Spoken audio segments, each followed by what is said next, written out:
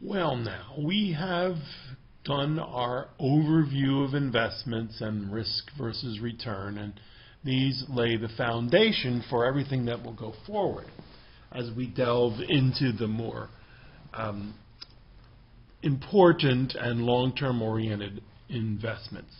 But we need to spend a little time, just a tiny bit, on short-term investments. They're not that sophisticated.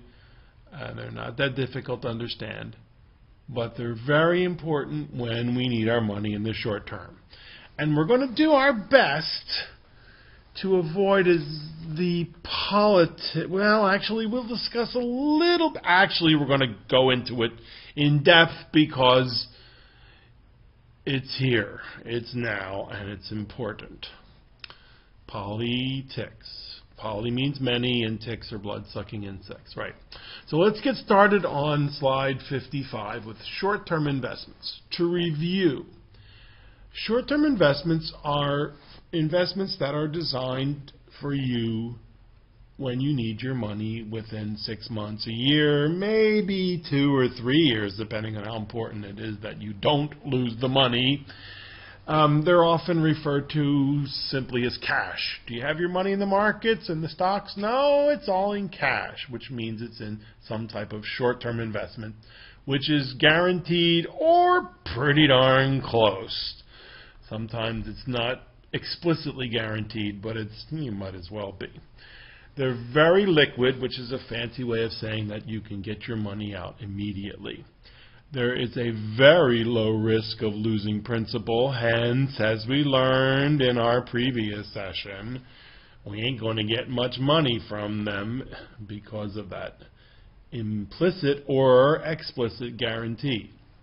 So, low risk, low return. Oh well. And for many years since the Great Recession, they were paying close to zero. Some were paying zero. But finally, we're starting to see the rise toward the norm of 2, 3, 4%, maybe even 5%. And herein is where the politics will enter our discussion.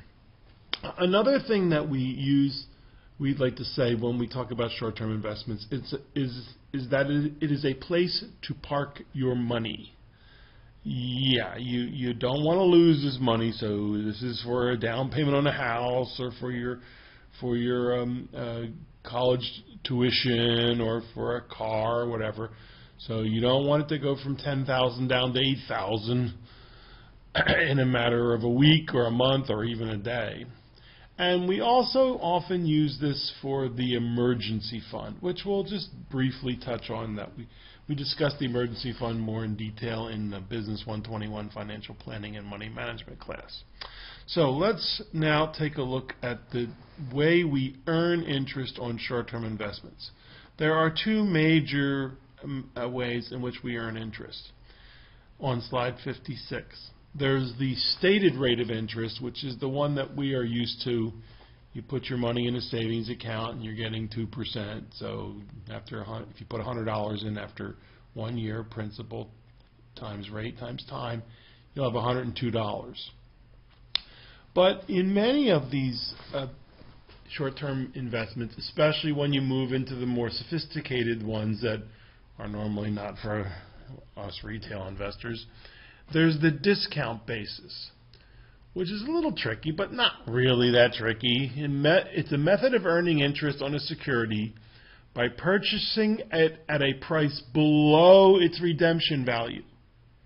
And hence, the difference is the interest earned. The interest accrues. You like that word, accrues? Not a sailing cruise, but accrue. A-C-C-R-U-E-S on the investment. So this is how treasury bills and corporate paper and bankers' acceptance notes work. So and we'll discuss these in detail as we go along.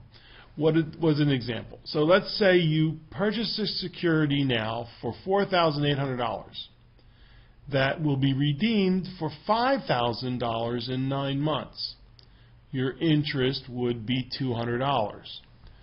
And along the way, assuming it's liquid short-term investment, which most of the more sophisticated are, you could turn around and sell it. You don't have to wait until it matures and you get the $5,000. You can turn around and sell it to somebody else, and it will be increasing in value as you get closer and closer to the maturity date. Make sense? Yeah, it does make sense. But it's just not something we're used to. Slide 57. What are the risks of short-term investments? Now, wait a minute, Payano. You told me that these are low-risk investments. And the answer is they are. With regard to default, with regard to a capital loss, you're not going to lose your money. You are either guaranteed or pretty darn close. I mean, you might as well be guaranteed. Now, are there any other risks? Oh, yes. Remember, nothing is risk-free. In this case, you have a risk of losing purchasing power because short-term investments barely keep up with inflation. And we hope to show you this in detail as we move through the semester, especially the risk of lost opportunity costs. Because unless your time horizon is very short, there are several investment alternatives, almost all of which will give you a better rate of return, assuming the world doesn't end. And if the world ends, then it doesn't matter where your money is. I have my money in the bank. Great. If the entire system collapses and cracks and dissolves into a pool of tears and there's no food at the grocery store, there's no gas at the gas station, there's no clothes at the mall, the cell phones aren't working, the trash isn't being picked up, you think your money in the bank's going to be worth anything? Besides, there's going to be an armed guard in front of the bank not letting anybody get in. So failure is not an option. We're all in this together. So yes, remember, the risk of default is low. It's in fact infinitesimal. I didn't say that correctly. But the risk of losing purchasing power, high. Risk of lost opportunity cost, high, yes.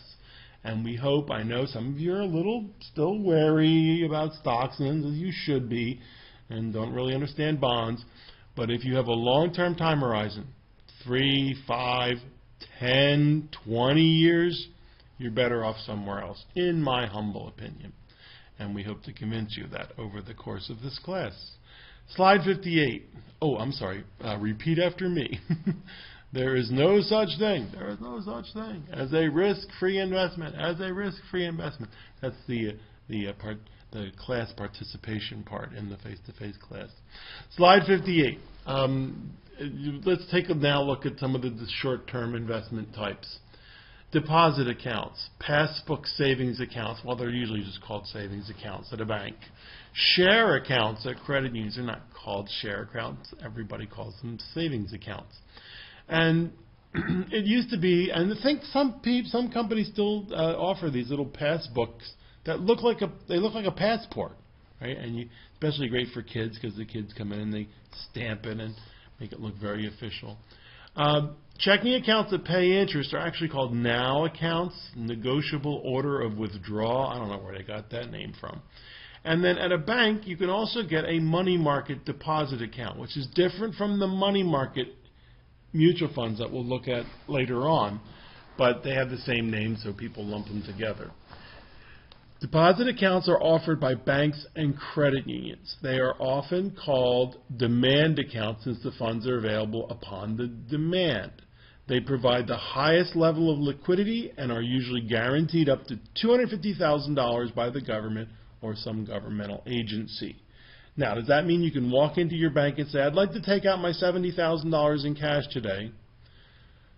They'll look at you and say, so some branches might have that much money, but most don't have that much cash sitting around in the bank, and they'll go, can you come back tomorrow? And they're allowed to do that. They're allowed to say, we need to you need to give us a day. We got to schedule this if you really want it in cash. They'll try to get you to take a cashier's check, and then they'll call the FBI because this is a suspicious transaction. It's part of the Patriot Act. Yeah, and the FBI will say, why do you, well, they won't tell you. They're not allowed to tell you that they have to call the FBI for a suspicious transaction. But they'll take a look at you and try to wonder why you're taking it all out in cash.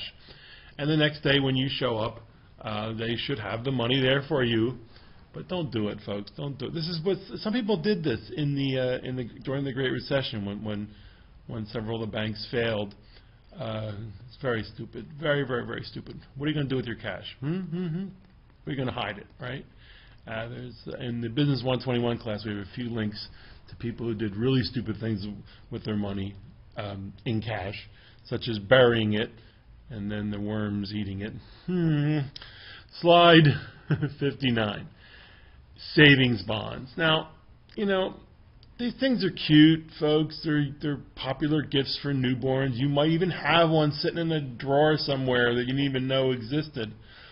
But they're not that useful, in my humble opinion, but they do make a popular gift for newborns. They use the discount method of payment, the accrual type of security. So your grandparents bought a savings bond for you when you were born for $50, and now maybe you're in the college-bearing years, college-going years, 18 to 22.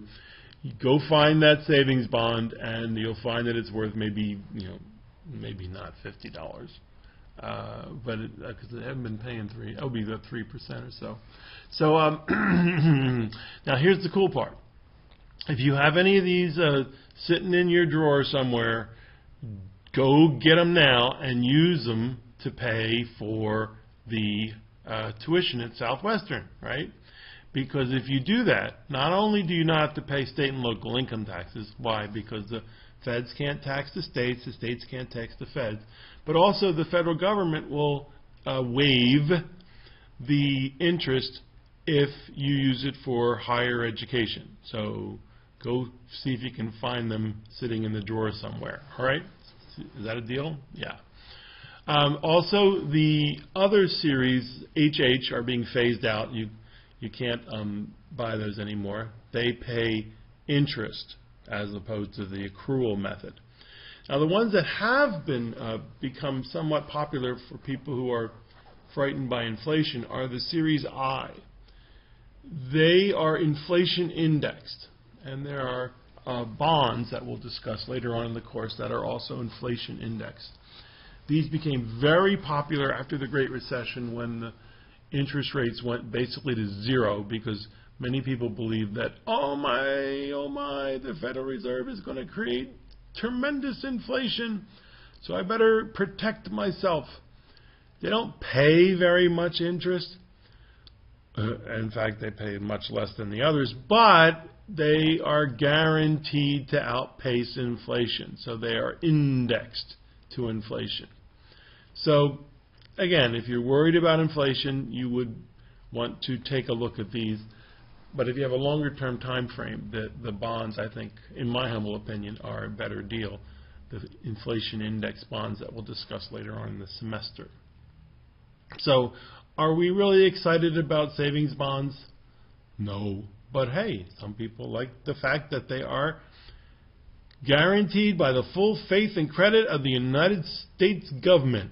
Yes, they are. Slide 61, Treasury bills.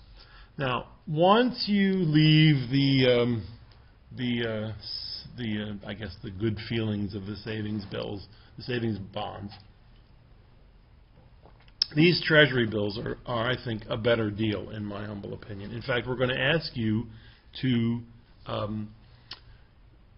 in your assignment, we're going to ask you to research this treasurydirect.gov website, where you, dear students, as lucky members of the great American economic machine, can purchase Treasury bills at the same prices that the big boys and girls on Wall Street get. They are sold at a discount, so they use the accrual method, and you redeem them at their face value. They vary in 1, 3, 6 month maturities. They often use week. They'll say 4 week, 13 week, 26 week, or days, but they're 1, 3, and 6 month maturities. And these are generally regarded as the safest of all investments.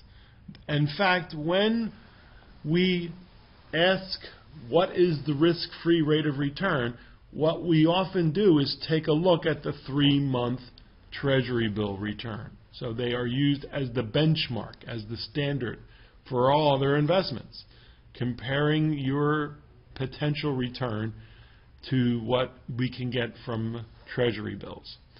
Again, the states can't tax the feds can't tax the states, so Treasury bills are free from state and local income tax. And you can purchase them directly from the Treasury at treasurydirect.gov. It's actually a pretty cool website, and it's, as I said, the topic of one of your assignments. So you're going to research that website. You know, when the feds do something good, we want to say nice things about them because we like to say horrible things when the government screws up. Slide 62, CDs, Certificates of Deposits. Now, these are fancy savings accounts, really, folks.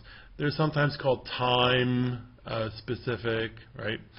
Because you have to leave these on deposit for a specified period of time. 7 days, 6 months, 2 to 5 years. What happens if you need your money before then? You got it. They're going to penalize you. And because they're issued by banks and credit unions, they have that same $250,000 per investor per bank guarantee from the federal government.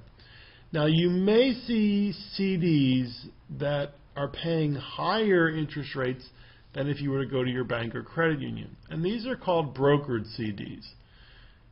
They're sold by brokerage firms. In other words, a stockbroker could offer you CDs that are paying higher interest. And you can turn around and sell them back through your broker to somebody else. Now, why would the broker be pushing these CDs at a higher interest rate? Well, the bank or credit union that is behind the CD needs cash, and they're not getting enough of it from their depositors, from their clients. So they're going out to the brokerage world and saying, "Hey, we need some cash. Would you sell these for us?" And so, of course, they have to offer a better rate of return. Now, if this bank or credit union goes under, are you going to lose your money? No, it's still guaranteed by the full faith and credit of the governmental agency that is banking the bank or the credit union. But there's just a higher percentage probability that you're going to get a friendly letter in the mail saying, "We are the regulators who have taken your bank into receivership. Don't worry, you'll get all your money back. It's just going to take a little while." Yeah, so that's why they pay more, right? More risk, more return.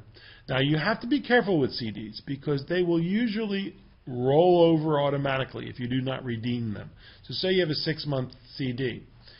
There's I think it's a 2-hour window on the second Tuesday of the month where you have to run into the bank and tell them that you, I'm teasing. They usually give you 2 weeks. And if you don't tell them what to do, they're going to roll it over into another 6-month CD. So that is why you can specify ahead of time that you want the proceeds automatically rolled into your checking account or your savings account. So make sure if you're a CD kind of guy or gal, you want to make sure that unless you do want it to roll over, that you want it to be automatically sent to your checking account. Now, coincidentally, there is an interview that you'll find in Canvas or on the college class website with a good friend of my wife and mine, and she is a dyed-in-the-wool CD investor. She searches for good CD rates, and she loves CDs. She loves that protection. So listen to that interview with Jean. She's a character. Slide 63. Now, commercial paper. What a silly name, commercial paper. Well, these are basically IOUs, short-term unsecured. What does that mean? It is backed by the full faith and credit of the company that is issuing them. But these corporations have very high credit standings. These are not companies that maybe you've never heard of some of them because they may not do business with the general public. But these are companies that are very liquid, shall we say. They have their balance sheets, if you're an accounting major or taking accounting, are very strong, which means they've got a lot of assets. And so they go to they need some money. They need this for first 90 days or 180 days or 270 days. And they say, hey, we're Walmart or we're IBM. We need to borrow $180 million. Will you lend it to us? This is how much we'll pay. And the investment community looks around and says, yeah, sure, we'll do that. Now, why do they keep them less than 1 year? Well, by keeping the maturity less than 1 year, these do not need to be registered with the Securities and Exchange Commission. And what does that mean? Well, there's a whole registration process when it comes to stocks and bonds that is quite lengthy and expensive. And only you'd want to do this if you needed the money for 30 years or 10 years. Then you would say, okay, it's worth the pain, vale la pena, to actually go through the registration process. By keeping it less than a year, you don't have to do that. So that's why it's often called paper, I guess, as a way to give it a little bit of a less weighty description than a bond, which is more like 10 or 20 or 30 years. Now, here's the kicker. Are you and I going to buy commercial paper? Well, not really. Why is that? Because it's sold in multiples of $100,000, and they don't want you to just buy one.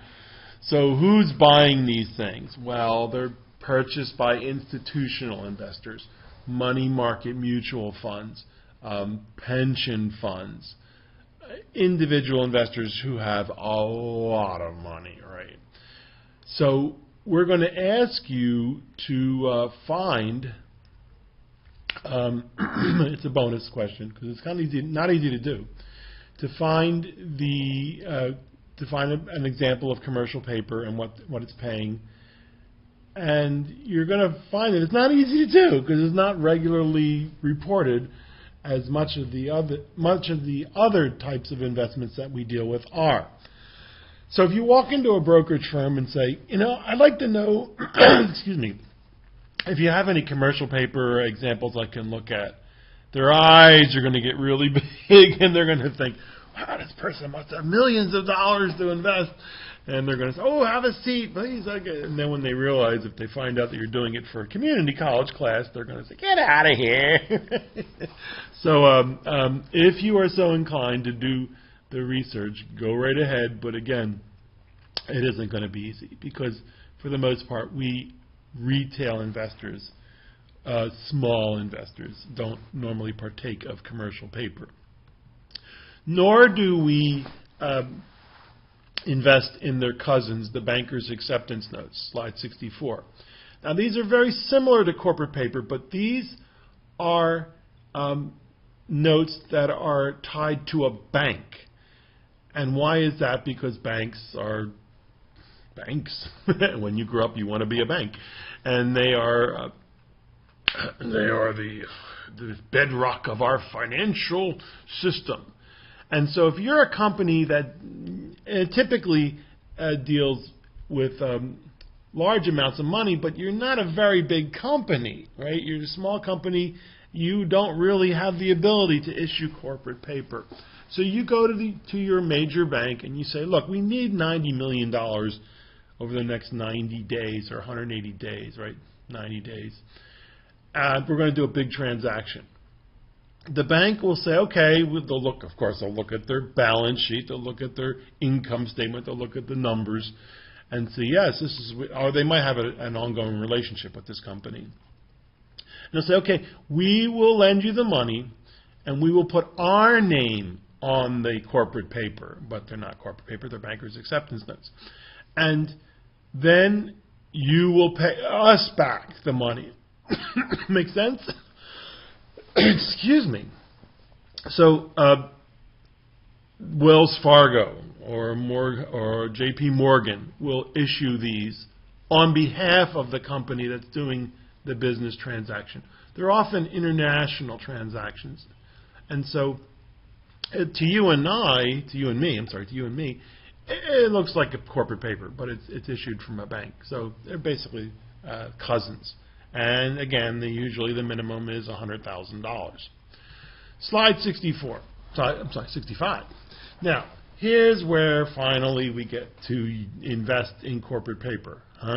Well, when we invest in a money market mutual fund, we're basically investing in a mutual fund that invests in treasury bills and corporate paper and bankers' acceptance notes. These money market mutual funds are mutual funds that pool the capital of a large number of investors and use it to invest exclusively in short-term securities. So, in other words, we don't want to lose the money. We don't want to put it in the stock market. We can lose money in bonds or real estate. We need this money safe. But we don't really have a whole lot of money to invest in corporate paper. So we buy a money market mutual fund and they do it for us. Why? Because they have millions of investors, or thousands or whatever, sending billions of dollars to them, and they can buy the large denominations. All brokerage firms, mutual fund companies offer them virtually. And here's the difference between a money market account at a bank or a credit union and a money market mutual fund. The money market mutual funds are not guaranteed by the full faith and credit of a governmental agency, whereas the money market deposit account at a bank or a credit union is. But, so you might say, well, I don't want to deal with them, I'd rather go to the bank. No. They are still considered virtually risk-free. If there ever is a default, which is so rare, other companies step in and bail out the investors. They don't want anyone to think that their money market mutual funds are not safe. The other companies, the regulators say, Domini, they okay it, right? Because when there is it's not even actually a default. They lose a penny. That's exactly what happens, folks. It's called breaking the buck. Look it up if you're so inclined, if you really want to learn about how the machinations are going on behind the scenes. And it happens so rarely. The last time it happened was, of course, in 2008 during the Great Recession. One company had two mutual funds. One lost a penny. The other one, I think, lost 3 pennies, which is unheard of. They did really stupid things tied to a company called Lehman Brothers. It wasn't Lehman Brothers went bankrupt, but it was a money market mutual fund that invested heavily in short-term corporate paper from Lehman Brothers. And they had egg on their face, and they were so sorry, and the world stood up and said, what? Because now what about my money market mutual fund? And the last thing we need are people pulling out I think it's about $3.5 trillion that are in money market mutual funds. So none other than the Federal Reserve Bank, and we'll come back to the Federal Reserve Bank in a bit, came to the rescue. The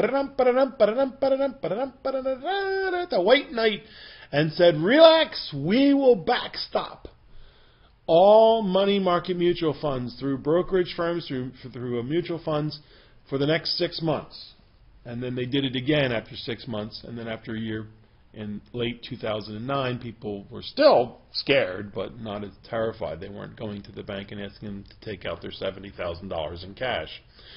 Most all have check writing privileges and the ability to transfer to and from your checking account at your bank. So they're very convenient. And they give pretty decent rates of return, depending, of course, what the short-term risk-free rate of default is. Slide 66. So which short-term investment is for me? Well, as we said, commercial paper, bankers' acceptance notes are usually only suitable for institutional investors. Savings bonds make cute gifts for newborns. Many investors, though, are able to purchase Treasury bills directly from the Treasury because those are in $1,000 denominations or 5 or 10. So they're not $100,000. So you might decide that you're willing to buy your Treasury bills directly from the Treasury. That is, indeed, if you need Treasury bills. And CDs are okay. You know, I'm not a big fan of CDs myself, but they're okay for those who are sure they're not going to need the money until maturity, right? You know you're not going to need this money for 6 months, then fine.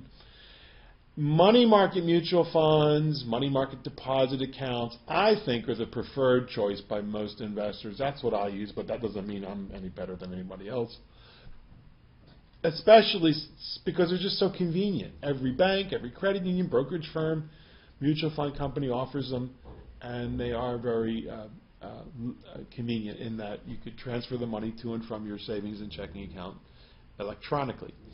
But then you have people who are proud to say that they have $500,000 sitting in a savings account in a bank, and they haven't taken this course yet. They haven't learned about suitable long-term investments that don't involve a bank, that in just assuming the world doesn't end, they'll do a whole lot better. But the bank manager is licking his or licking her chops, thanking them profusely for leaving their money in a savings account, paying 1% or what, more or less, or maybe a little bit more. Actually, they're going up. And then turning around lending it back to them at 18% on their credit card. I told you, when you grow up, you want to be a bank. So, slide 67, the emergency fund debate. Well, you know, I have a hard time with this thing.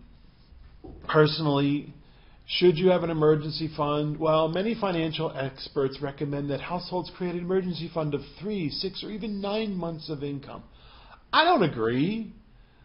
As long as you have access to cash, right? Credit, line of credit, home equity line of credit, there is no good reason to keep $50,000 or more in a savings account earning point. Well, they've gone up, maybe 1% now. You see actually some over 2%, but they're a little unusual. Usually they're the internet-based companies.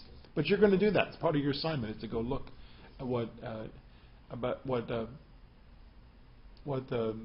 savings accounts are paying. Some are still paying 0.1%, but most are paying more now. Instead, I would use the money to pay down your credit card debt if you have that. Now, there are some caveats here, right? You're adequately insured. Make sure you have good insurance, especially health insurance, because that's where a week in the hospital can kill you financially. And you're not one of these people such as salespeople, self-employed, or business owners, or people who get laid off often.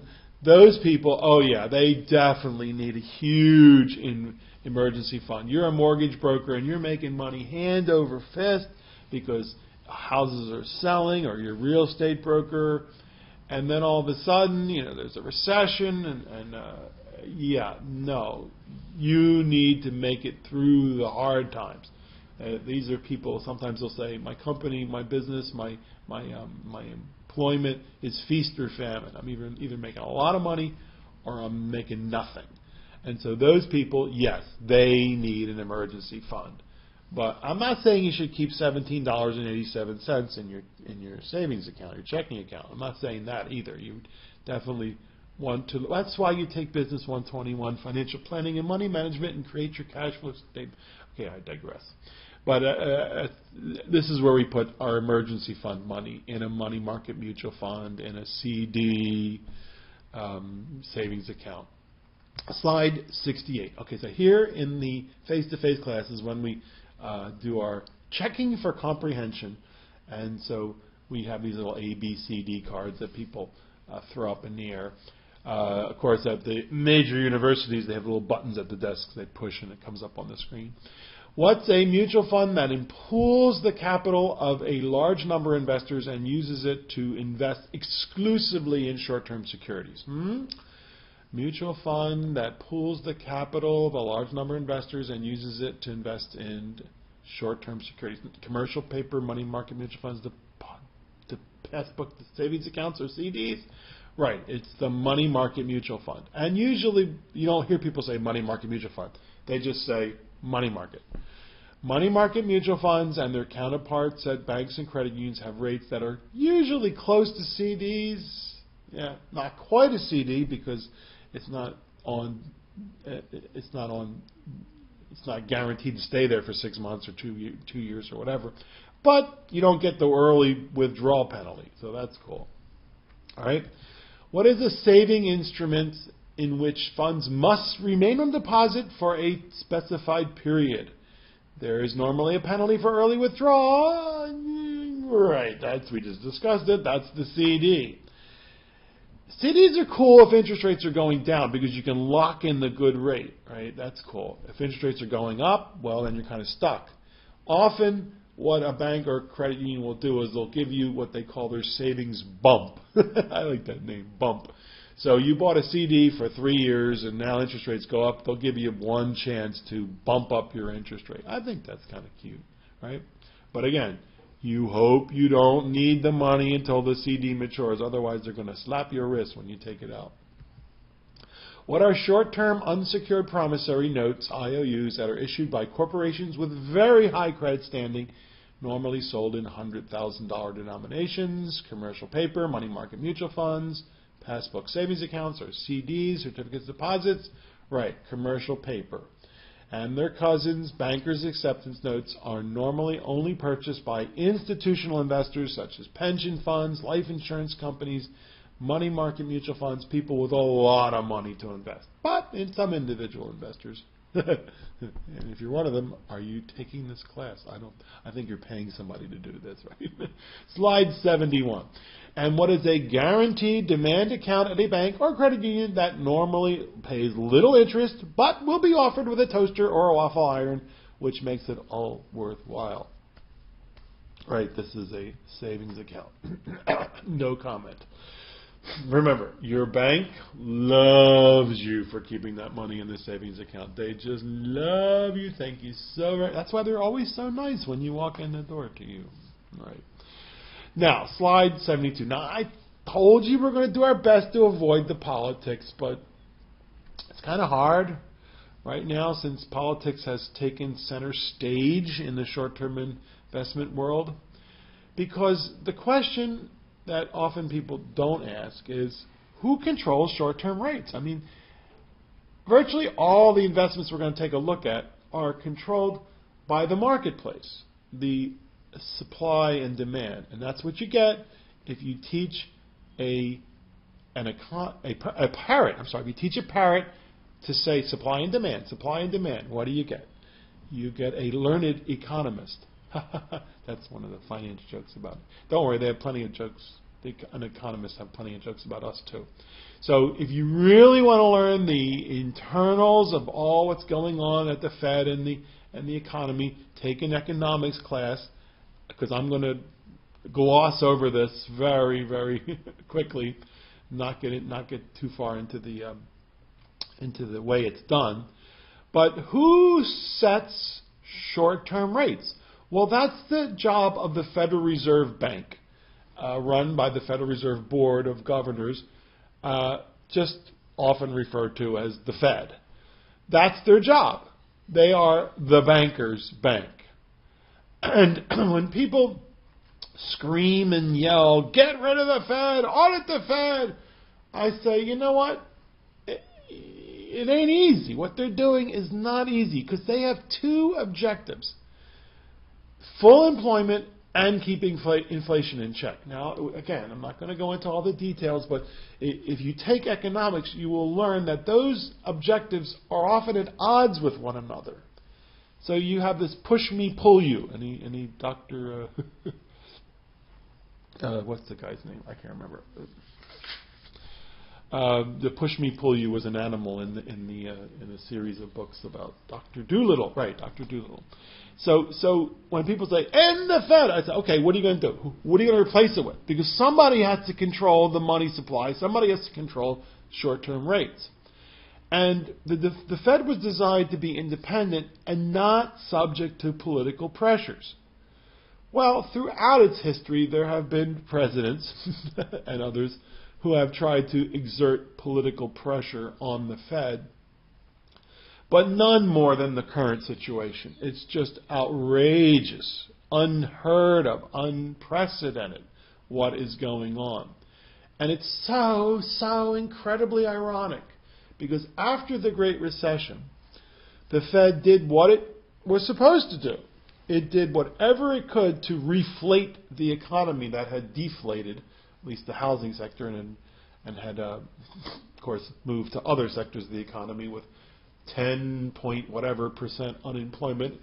That's the official rate.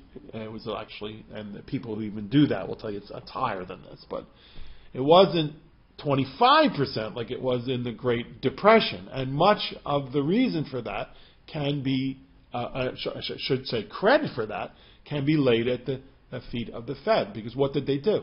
They lowered interest rates to zero, literally zero. And that's why people who had CDs and short-term securities, short-term investments, were just literally screwed. They were these retirees who were used to getting 5, 6, and maybe even more percent on CDs back in the 1980s, were now getting zero on their investments. And oh boy, were they upset.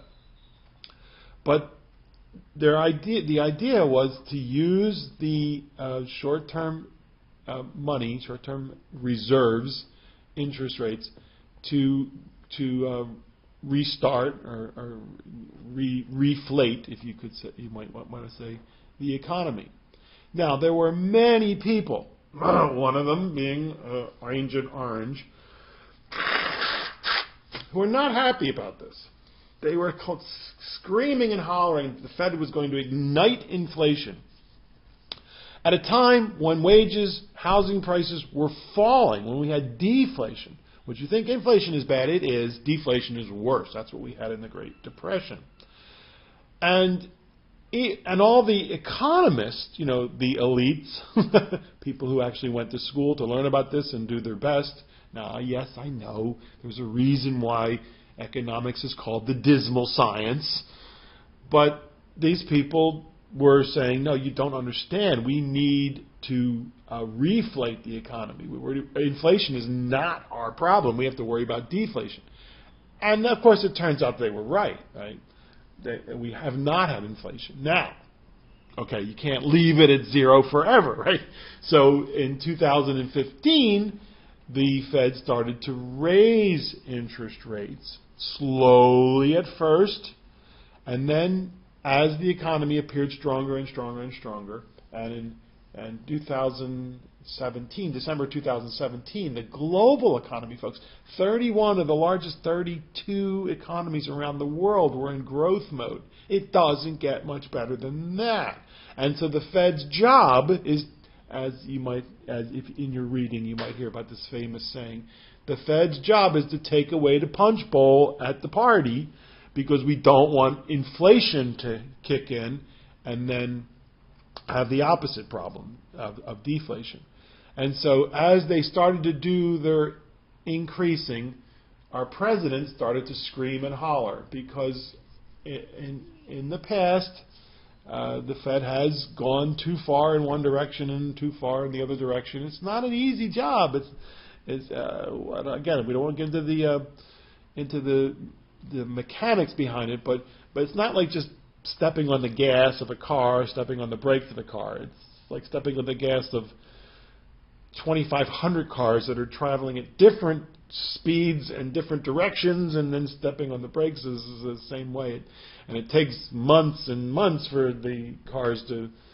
I often like to think of them as battleships or aircraft carriers, and there's not just one of them, there's several of them. So it's not an easy job, okay? I think I've impressed upon you. So if you look at this, there's a link here. If you look at this, you'll find that the same people who are now screaming and hollering at the Fed for raising their interest rates were screaming and hollering at the Fed a few years ago for keeping them so low, and saying that they were doing it to make the previous president, Obama, look good. I mean, poly means many, and ticks are blood-sucking insects.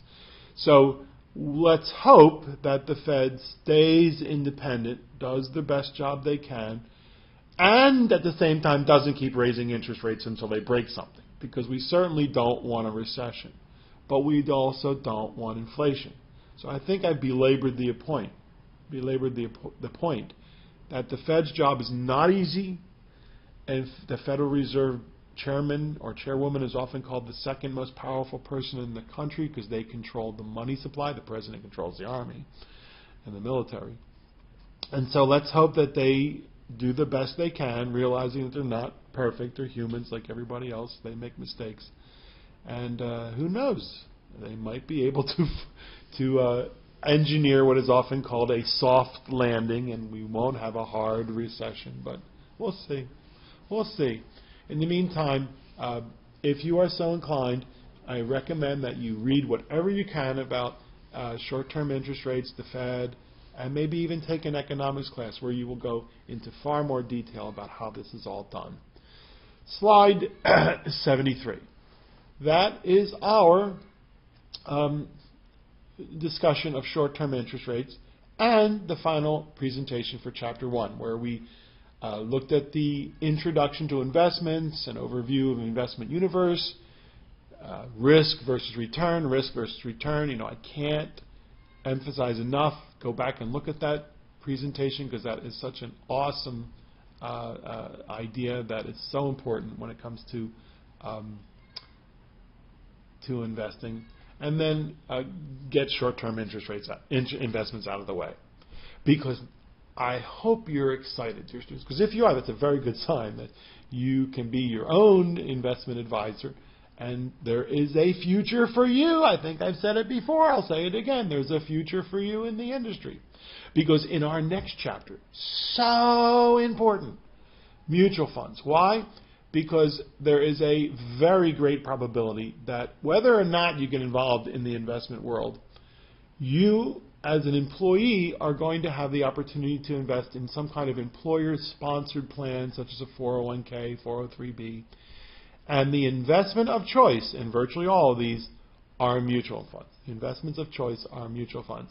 So this is important. And remember, you're going to be the investment guru for your friends and family and coworkers, and this is a serious responsibility that you must not abrogate. Like that word, abrogate, look it up. Your friends and family and coworkers are going to depend on you. You can't let them down. See you in our next chapter on mutual funds.